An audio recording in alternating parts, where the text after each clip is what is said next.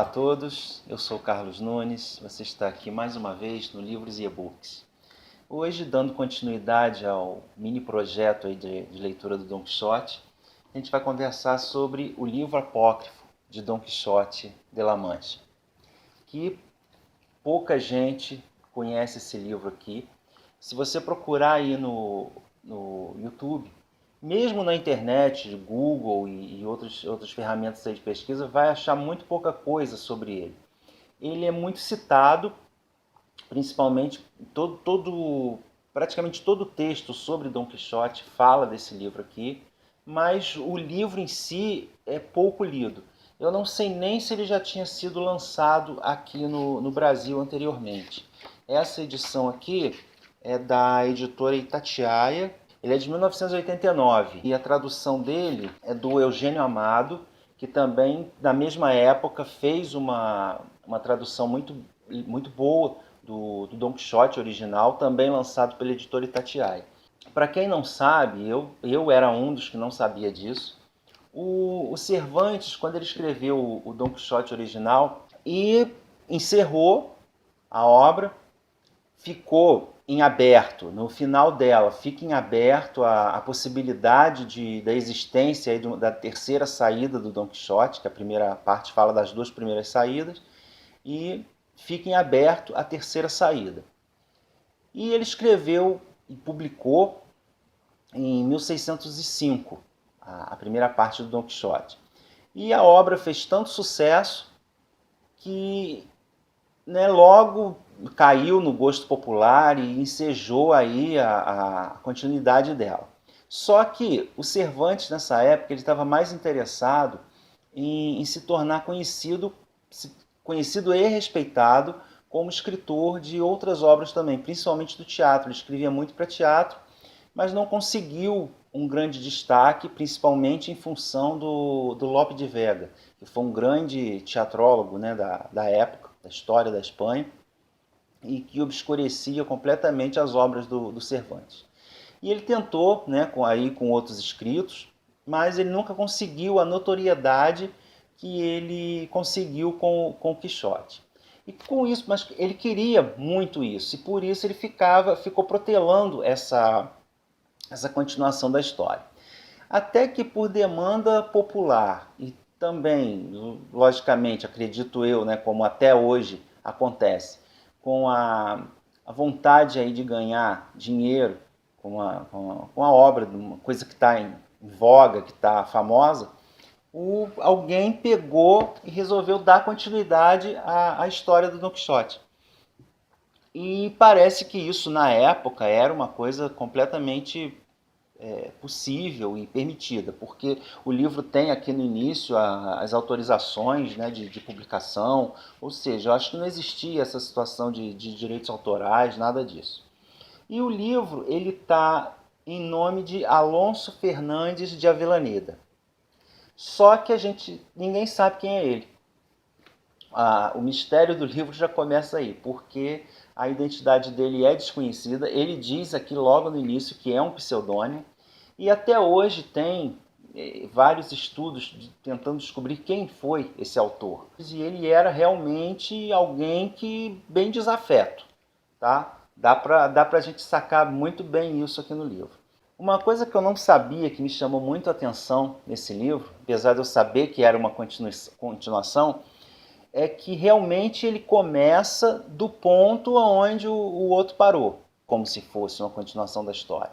E outra coisa é que no início ele fala claramente contra o Cervantes. Ele diz que o Cervantes, essa historinha aí que eu contei no início, ele é citada aqui no início do livro pelo autor, que o Cervantes estava mais interessado nas suas outras obras e se tornar um escritor sério do que em escrever a continuação do Quixote.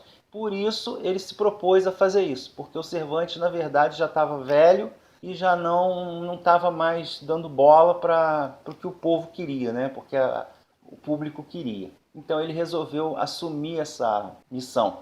E ele diz que a única coisa que eles têm em comum é que são os personagens, né, a continuidade da história, e também a intenção de denegrir os famigerados romances de cavalaria tão em voga nessa época. Inclusive, tem pessoas que consideram que esse livro poderia ter sido uma obra-prima se não houvesse o Cervantes original, de tão bom que ele é. A escrita dele realmente é muito legal, muito agradável e realmente te prende, e você fica, a partir de um determinado ponto, você esquece até que se trata de um outro livro usando o mesmo personagem do Cervantes. Você realmente compra a ideia de que é uma continuação original. Em relação à história, como eu falei, ele dá continuidade exatamente ao ponto onde o Quixote parou, né? Que ele volta para casa após a sua segunda saída, novamente todo arrebentado. Passa-se um ano e ele, a princípio, parece que está curado da sua loucura, da sua obsessão pela cavalaria andante, mas basta um contato mínimo com qualquer assunto a respeito de cavalaria que tudo volta, e ele resolve aí seguir mais uma saída, chama novamente o Sancho, que dessa vez já faz algumas exigências para acompanhá-lo, né, porque já sabe no que vai dar aquilo tudo, e a ação não se restringe mais tanto à região ali da Mancha. Se você pegar o mapa da Espanha e for acompanhando o itinerário aí dos personagens, você vê que eles rodam assim grande parte do país, até chegar na capital, né, Madrid. De início, a intenção dele é participar em Saragoça das justas, né, das justas de cavaleiros que existem nessa cidade. Só que no caminho ele é atrasado, acontecem, né, outros fatos, e quando ele chega até lá, as justas já se encerraram e ele fica, né, desiludido com isso. Mas, logicamente, vão surgindo outros personagens no caminho, que vão conduzindo ele através de outras cidades, sempre com aquelas promessas de que tem alguém em perigo, de que ele precisa salvar alguém, alguma donzela, ou recuperar as posses de algum príncipe ou algum rei que perdeu seus domínios.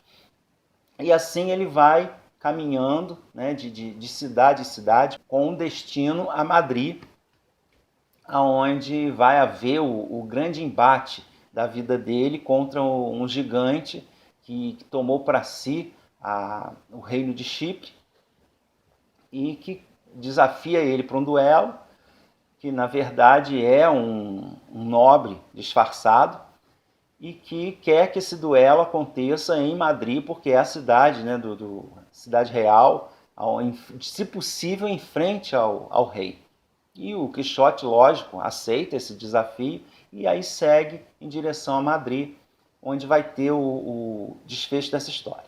Em relação aos personagens, eles continuam do mesmo. Os personagens principais, logicamente, são o Dom Quixote e o Sancho, só que aqui o Sancho tem um destaque bem maior. As falas dele são engraçadíssimas, ele está assim, mais do que nunca afiado aí nos seus bordões, nos seus ditados, e muitas vezes a ação esquece o Dom Quixote para focar mesmo no Sancho. Uma outra característica desse livro também é que ele tem mais personagens assim, de importância, né, envolvidos na história. Nós temos aqui dois nobres, que são o Dom Carlos e o Dom Álvaro, que aparecem constantemente na história, em vários pontos, e são os principais responsáveis por essa ida do Dom Quixote a Madrid.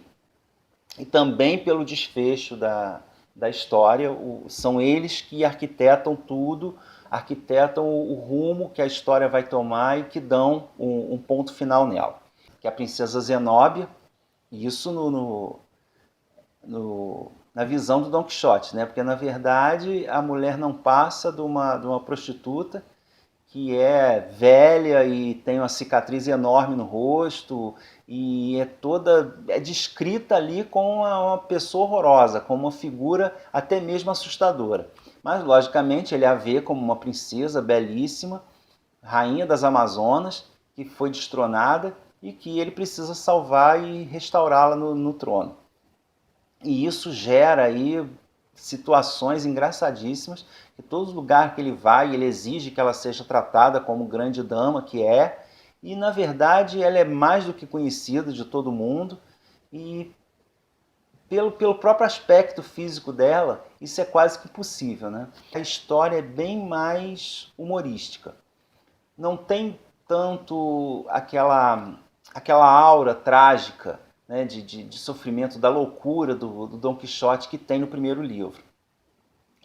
Aqui é totalmente humorístico mesmo, é uma coisa bem mais pastelão, em alguns pontos até mais, digamos assim, mais vulgar, principalmente nas relações, tem palavrões, tem cenas, as cenas não digo cenas de sexo, né, porque não existem, mas as cenas assim são mais insinuantes, são mais ousadas do que no Quixote original.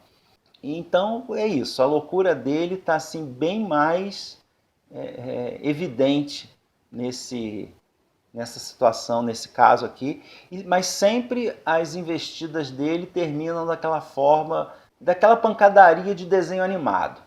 Né? Apesar de serem golpes violentos, nunca ninguém sai terrivelmente machucado ou morre. É sempre uma situação meio que de briga de desenho animado mesmo, que sai todo mundo arrebentado, porém bem.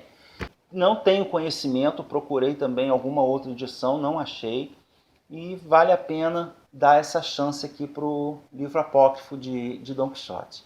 Mas a história é muito bacana, segue a leitura extremamente agradável, a edição tá bonita, apesar de grossinha aqui, né? As letras são grandes e ele tem aqui, ó, tem sempre no início de cada capítulo tem uma ilustração e tem essas ilustrações aqui em cores, tá? Que são do Poti. Recomendo também a leitura entre uma parte do Quixote e outra, já que a segunda parte se refere muito a esse livro aqui. E é o que eu vou fazer agora, né? A minha próxima leitura será a segunda parte do Dom Quixote. E assim que eu tiver o vídeo, que eu tiver terminado, eu faço o vídeo. Enquanto isso, vocês podem assistir o vídeo da primeira parte, que eu vou deixar o link aí também para vocês. Tá bom? Por enquanto é só. A gente fica por aqui. Um grande abraço para vocês e até o próximo vídeo. Tchau, tchau.